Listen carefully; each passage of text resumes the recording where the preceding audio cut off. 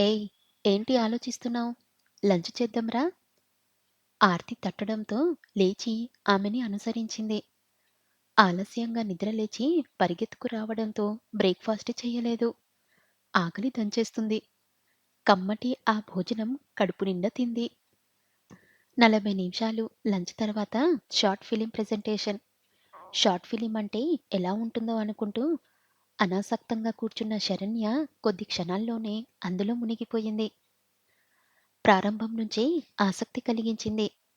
మంచి theme. Patriotism. ఇద్దరు యువకులు. చిన్నప్పటి నుండి ప్రాణమిత్రులు. ఇద్దరిది చెరో లక్ష్యం. అభిరుచులు వేరు. ఆదర్శాలు వేరు. ఒకరికి విదేశాలకు వెళ్లి మిలీనియర్ అవ్వాలని ఆశ. ఒకరికి సైన్యంలో చేరి దేశానికి సేవ చేయాలని కోరిక. నీ దేశభక్తి ఎవరు గుర్తిస్తారు? నీ త్యాగం ఎవరికి కావాలి? స్వార్థం పరులైన ఈ నాయకులు నీ సేవలకు మెచ్చి నీకేదో చేస్తారన్న భ్రమలో ఉన్నావు అంటాడు రెండో యువకుడు సైన్యంలో చేరడానికి వెళ్తున్న మిత్రుడితో. నన్ను ఎవరో మెచ్చుకోవాలని నేను చేయడం లేదురా.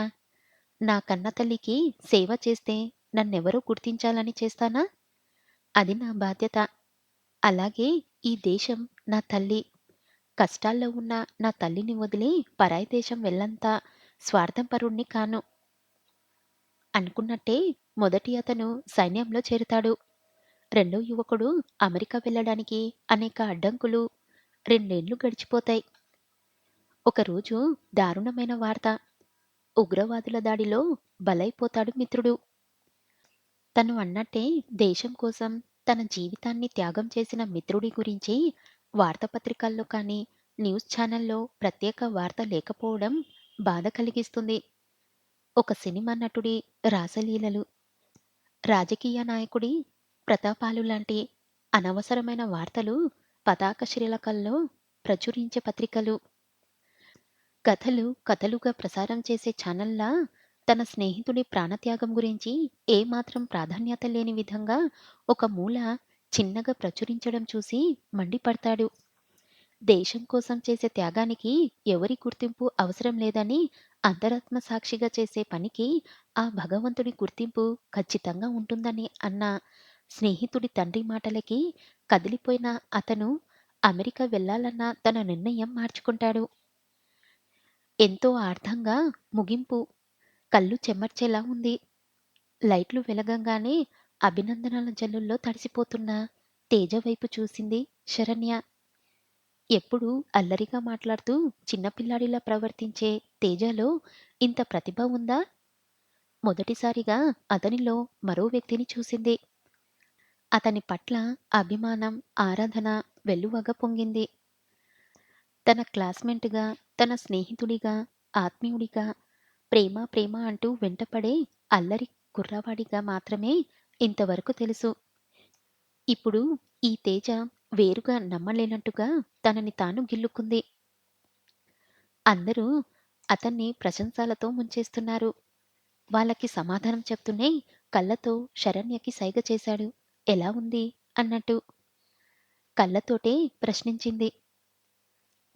ఆర్తి కళ్ళు తుడుచుకుంటూ great friend. We are proud of Teja అంది.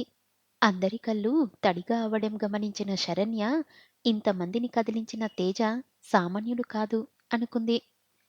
తేజ దగ్గర అందరూ సెలవు తీసుకుంటున్నారు. మిత్రులంతా పొందిన పరవశంలో నుంచి బయటికి రాలేక అలాగే కూర్చున్నారు. తేజ కొద్దిసేపటికి వాళ్ళ దగ్గరికి వచ్చాడు. మిత్రులంతా అభినందనలతో ముంచెత్తారు. పూనం కౌగిలించుకొని విష్ చేసింది. శరణ్య చేయి చాచి షేక్ హ్యాండ్ ఇస్తూ ఎక్సలెంట్ తేజ, కంగ్రాట్స్ అంది మనస్ఫూర్తిగా. థ్యాంక్స్ శరణ్య అన్నాడు. అందరూ బాయ్ చెప్పి వెళ్ళిపోయారు.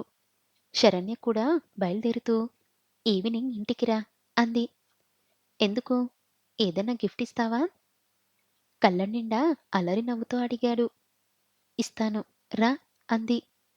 అయితే ఖచ్చితంగా వస్తాను. ఇక్కడ మొత్తం సెటిల్ చేసి వస్తాను అన్నాడు. బాయ్ చెప్పేసి బయలుదేరింది. లిబర్టీలో ఉన్న తన అపార్ట్మెంట్‌కి వచ్చిన శరణ్య చాలాసేపటి దాకా ఆ మూడ్‌లో నుంచి బయటికి రాలేకపోయింది. తేజలో ఇంత మంచి భావాలున్నాయా? తేజ లాంటి ఆదర్శ భావాలు, చక్కటి అభిరుచులు ఉన్న యువకులు సినిమా ఫీల్డ్‌లో ఉంటే తెలుగు సినిమా కూడా ఆస్కార్ స్థాయికి ఎదిగే సమయం త్వరలోనే వస్తుంది అనుకుంది.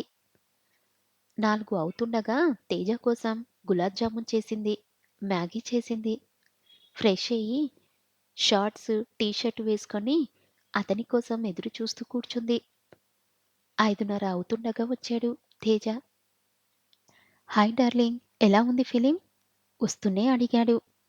శరణ్య సమాధానం చెప్పకుండా లేచి వెళ్లి 2 బౌల్స్‌లో 3 గులాబ్ జామున్లు వేసి తీసుకొచ్చింది. సోఫాలో వెనక్కి జారగిల్లి కూర్చుని రిమోట్ తీసుకున్న తేజ చేతిలో నుంచి రిమోట్ తీసి పక్కన పడేసి అతని పక్కన కూర్చుంది. వాట్సాప్ కళ్ళెగరేస్తూ అడిగాడు. స్పూన్‌తో గులాబ్ జామున్ చిన్న ముక్క కట్ చేసి అతని నోట్లోకి అందిస్తూ ఇలా ఉంది అంది. గులాబ్ జామ్ తియ్యగా ఉంది. యూ మీన్ షార్ట్ ఫిలిం కూడా. అంతేనా నీకర్థమైంది? మొద్దు అంటూ నెత్తిన చిన్నగా ముట్టి నేనిలా నీకు తీపి తినిపించడం నువ్వెలా ఫీలవుతున్నావు? భుజాలెగరేసి నాకేం అనిపించడం లేదు అన్నాడు.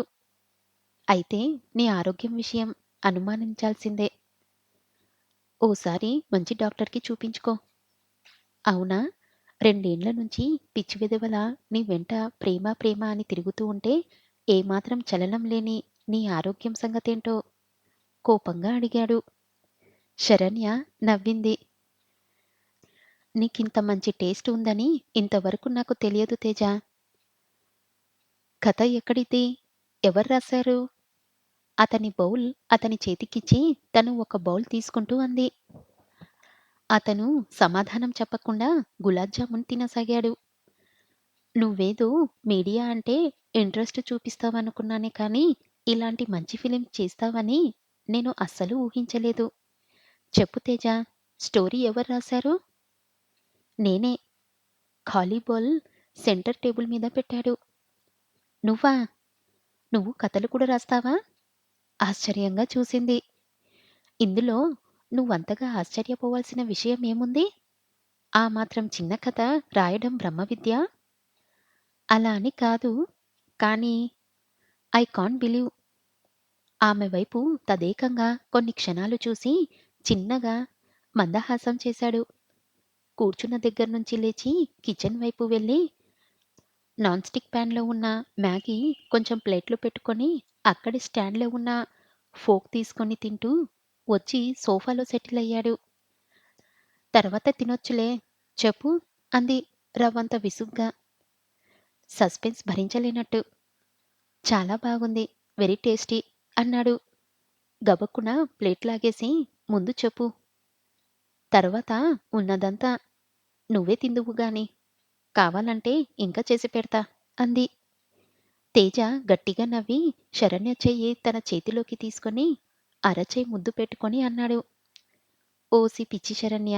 ఇలాంటి కథలు రాయడానికి గొప్ప మేధావులు కావాలా? నీలాగా పుస్తకాలు నమిలి మింగేయాలా? న్యూస్ పేపర్‌లో చదివిన న్యూసు నన్ను కదిలించింది. దాని నుంచి వచ్చిన చిన్న ఆలోచన ఒక స్టోరీ లైవ్. కొంచెం స్క్రీన్ ప్లే, 4 డైలాగ్స్, కొంత క్రియేటివిటీ వెరసి ఒక మూవీ. అప్పటిదాకా ఇంకా ఏదో చెప్పబోతున్నాడని సీరియస్‌గా వింటున్న శరణ్య మ్యాగీ ప్లేట్ ఇస్తూ దీర్ఘంగా తిను అని సోఫాలో వెనక్కి వాలుతూ అంది. దీని వలన నీకు మెనిటరీ బెనిఫిట్ ఏమన్నా ఉంటుందా? అదంతా నేను ఆలోచించడం లేదు. నాకు ఈ ఫీల్డ్ నచ్చింది. ఫాలో అవుతున్నాను. ఉంటే ఉంటుంది. లేకపోతే లేదు. అవునులే. నీకు మీ నాన్న సంపాదించి ఇచ్చిందే బోలెడుంది. నువ్వు సంపాదిస్తే ఎంత? లేకుంటే ఎంత? సరేలే. ఇంతకీ మన పెళ్లెప్పుడు? అడిగాడు తేజ. ఇప్పుడే చేసుకుందామా? అంటూ గట్టిగా నవ్వి క్వెషన్ అతని మీద విసిరేసి లేచి కిచెన్ వైపు వెళ్ళిపోయింది.